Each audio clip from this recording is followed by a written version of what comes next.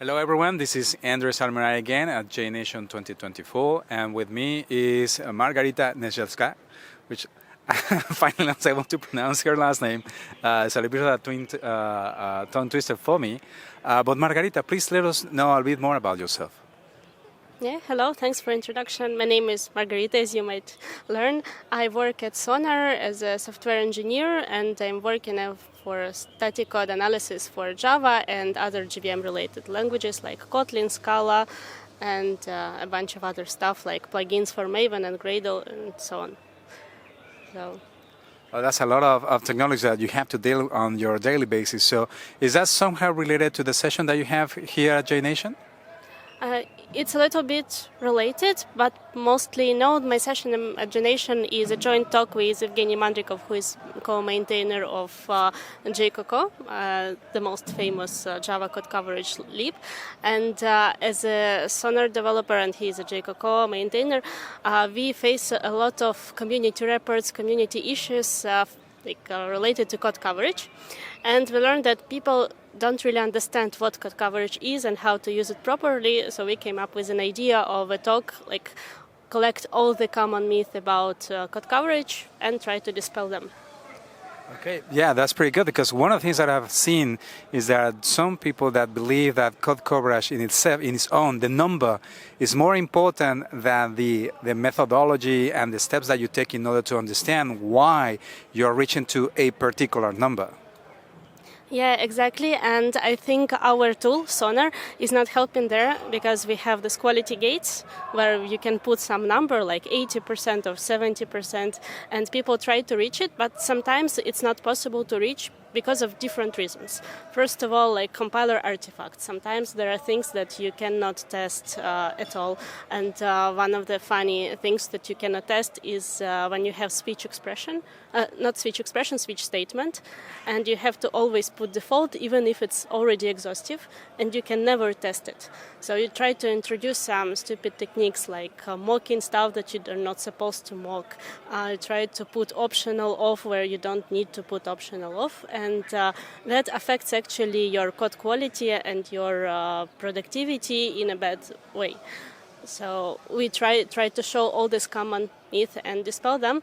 And I think there is still one thing that is missing in the products, in the tools, because currently, if you're using Sonar and your quality gate failed because of code coverage, there is no way to say that I accept this code coverage or this is false positive or so on, so we can go on. You can do this with issues, like if you don't agree with this issue, you say like won't fix or it's false positive or whatever. With code coverage, no, you just have this number and you somehow have to deal with this. And that's not what we want. So probably our tools need some adjustment as well. Right, exactly. So it's not just because some people want or need to reach a particular number. Sometimes we as developers are not able to take ownership of that number. It's coming from somewhere else. So we have to come up with interesting ways to try to reach that number, even though that makes no sense at all. So we're making our production code worse, or we're making our test cases much more complicated just to please a particular number, which is, again, is not really attainable or really objective. It's just a number that someone came up. If you don't comply with that number, there might be some consequences that we definitely don't want to deal with. And the tools can help us reach those numbers, of course, but also understand the reasons why that number is as it is, or why we cannot ever reach that particular number. Yeah, exactly. And that's, I think, one of the previous sessions by Evgeny that he made was about digging in depth what's going on behind code coverage, what's in the bytecode, and why some numbers appear and some false positive appear. And that's nice to educate people, but of course in your daily work, usually you don't do Java P minus to look into the bytecode. Sometimes you see that code coverage tools say that something is not covered and you have no idea why. But in most cases in my life, code coverage actually helps. Even if you don't want to reach some number, you see that something is not covered, and sometimes it's a real bug, or sometimes it's really the path that you forgot to cover, or like some other problem. So if you look at code coverage just like you're a helper, like co-worker, co-pilot, like your buddy, that you can get the information, but you don't like trust completely and you don't like rely or serve code coverage, then it helps. But it means that we need to learn how to treat these tools. We need to get the information, but not like relying completely on those, because tools are written by human, and we know human make mistakes.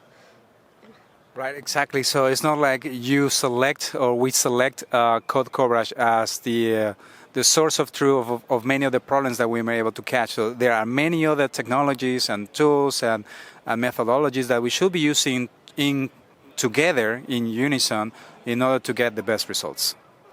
Yeah, of course. And like me as a Sonar employee, will try to do our best to help you to do so. Yeah. All right. Well, thank you very much, Marharyta. Is there anything else that you would like to share about the audience about JNation itself? Yeah, maybe less about JNation, but because I'm Ukrainian, I was born and raised in Kyiv, and my country is currently struggling. We have some problems with our neighbors. So if you want to support Ukraine, stand with Ukraine, because we really need your help. Thanks. Thank you so much, Marharyta, for sharing. And thank you, everyone else, for watching. I'll see you next.